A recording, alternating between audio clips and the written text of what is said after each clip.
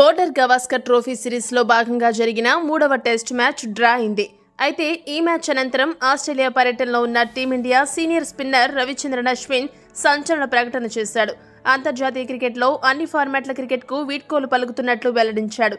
అయితే సిరీస్లో మధ్యలో అశ్విన్ రిటైర్మెంట్ ప్రకటించడాన్ని దిగ్గజ క్రికెటర్ సునీల్ గవాస్కర్ తప్పుబట్టాడు. గవాస్కర్ ఏమన్నాడంటే, అశ్విన్ రిటైర్మెంట్ ఈ సమయంలో ప్రకటించడం కరెక్ట్ కాదు.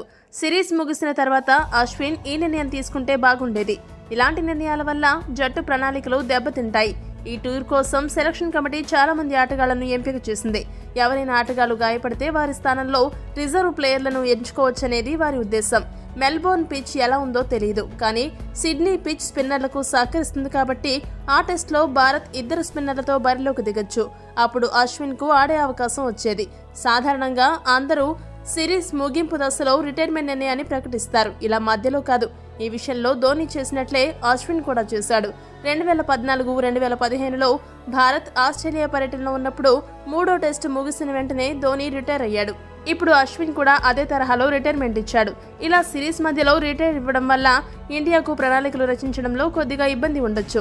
ఏది ఏమైనా అశ్విన్ తీసుకున్న ఈ అనూహ్య నిర్ణయం కరెక్ట్ కాదని గవాస్కర్ పేర్కొన్నాడు. గవాస్కర్ చెప్పినట్టు అశ్విన్ సిరీస్ మధ్యలో కాకుండా సిరీస్ అయిపోయాక రిటైర్మెంట్ ప్రకటించి ఉంటే బాగుండేదా? మీ అభిప్రాయాన్ని కామెంట్ చేయండి. మరిన్ని స్పోర్ట్స్ అప్డేట్స్ కోసం మా ఛానల్ సబ్స్క్రైబ్ చేసుకోండి.